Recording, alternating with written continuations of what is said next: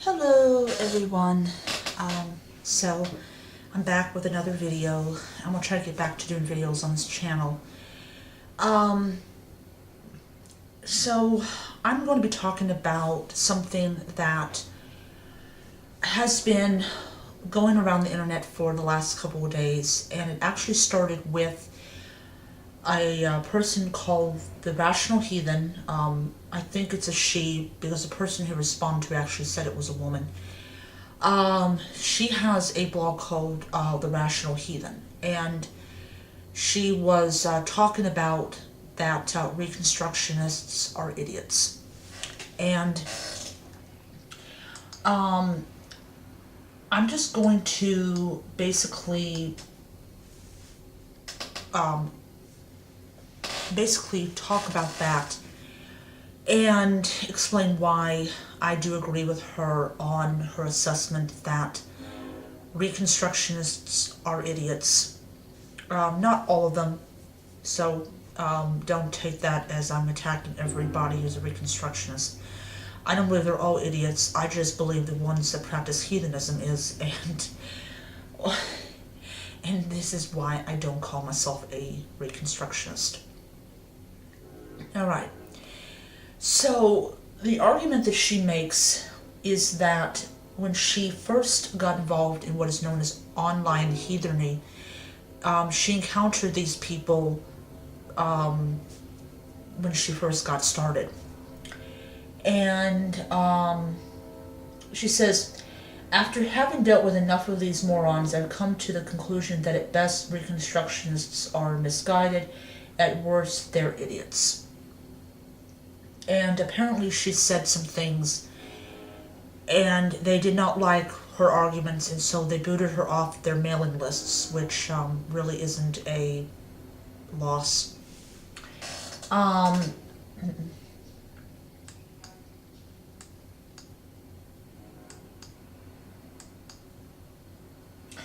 Okay, so the next part of it is, what is Reconstruction? Why should I or anyone give a shit?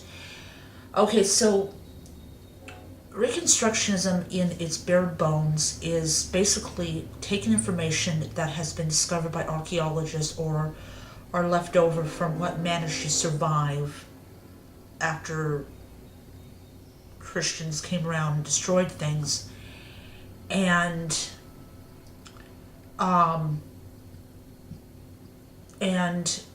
they take that information and they piece that together and they use that in their rituals, and they use that when they honor the deities and things like that. So Reconstructionism is basically bringing the best of the past into the present.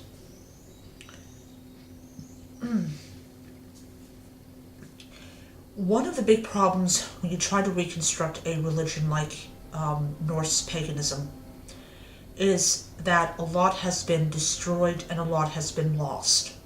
We really do not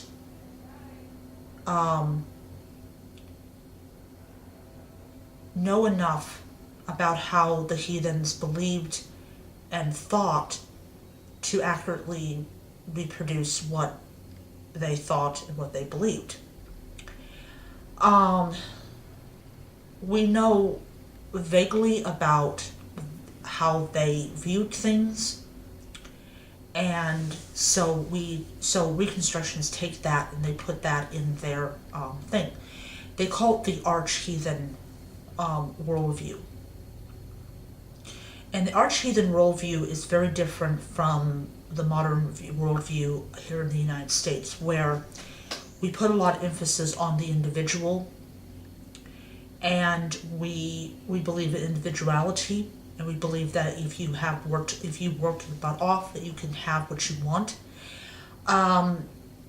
Reconstructionists, they don't believe that. They do not believe that if you work hard enough that you will get anywhere. And they do not believe that the individual can do great things. The problem with this viewpoint is that it degrades and it pulls down the individual. It basically says that the only way that you can achieve anything is if you work together as a team, and that you cannot rely on yourself. You must rely on your kindred or your community or your family for everything. And personally, that's also misguided. Okay, so Reconstructionists, they make a big deal about doing it correctly. And they will label people that do not do it correctly according to how they have interpreted it as being neo-pagan. If you believe in individualism and you do not want to be part of kindred or whatever, you're a neo-pagan. And somehow to them, that happens to be a very bad word.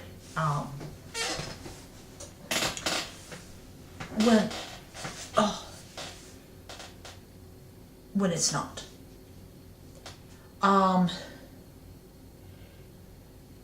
It also says here that they look at the sagas and Eddas as being tainted by Christianity, that any semblance of heathenry is corrupt in them, and therefore they're unreliable. She does kind of agree with them. She puts this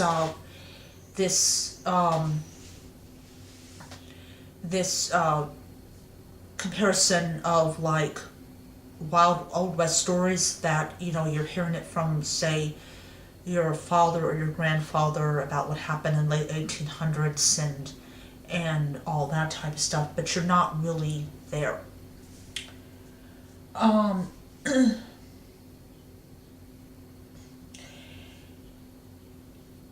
One of the things that they also do not like, and I actually have heard this, is what is called online bloats. And what an online bloat is, it's when a group of people, it may be a kindred or just a group of people, come together and they do a online bloat, so you know what one looks like, and so that you can take from that and you can use that in your own practice. Or you can follow along with what they do and you can be a part of that. To them, that's not heathenism. That is something that neo-pagans have created, which I think is stupid. Another thing that Reconstructionists do, and she mentioned this, is they argue point after point against those who use the Eddas, the Havamal, and unverified personal gnosis to beat people into submission when the reality is, when it comes to science, we really don't have a full picture of what heathenry was to our ancestors. It's more they don't seem to care that if heathenry is to remain relevant, it must be relevant for ourselves and not necessarily for our ancestors. And that is a point that I think is lost in kindreds, is that they adopt this arch-heathen worldview, and they're so stuck in the past that they think that they're bringing into the future, but in fact they're still stuck in the past.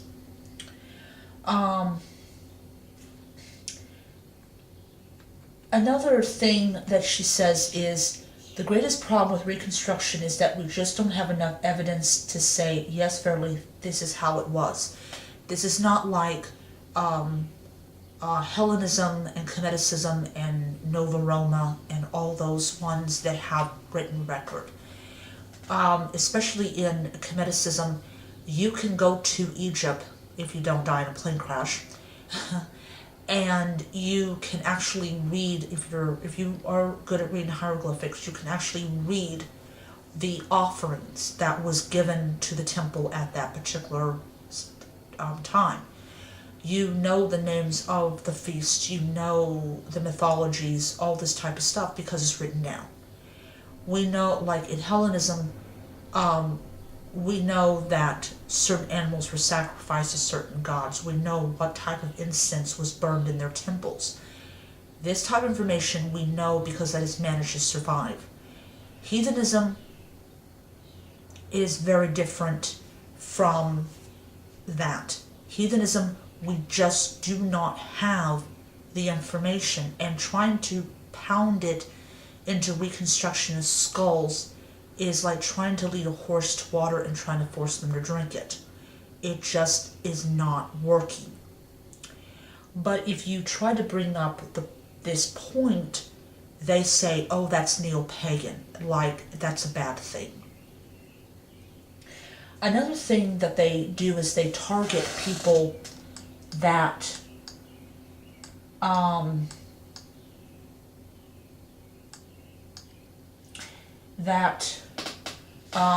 are what is called Wicked-Shrews, and that is what is known as Norse Wiccans.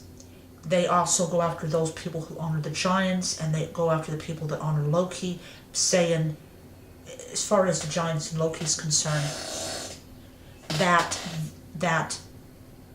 you don't honor them and you don't give them any type of acknowledgement because there is no evidence that they were honored, and therefore there's no archaeological evidence, so it didn't happen. My big complaint about that is that, were you there? And the thing that really gets me is they always answer, well, it's in the sagas, or it's in the Eddas, or it's in the mythologies. And since Thor goes out and kills the giants are not to be honored because they're bad things, because Thor battles them. Pardon me.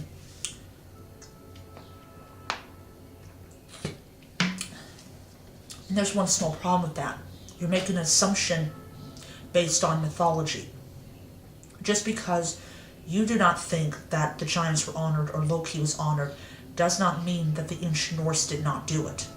You were not there, you were not an expert in that, and therefore you have no right to say it. But Reconstructionism is good only in cultures where we do have a ton of the written record.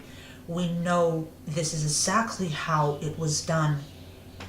In places like heathenism, we just really don't have the full picture. Alright, so I'm going to let you guys go. Hope you guys have a great, great day. Until next time, be well. Bye.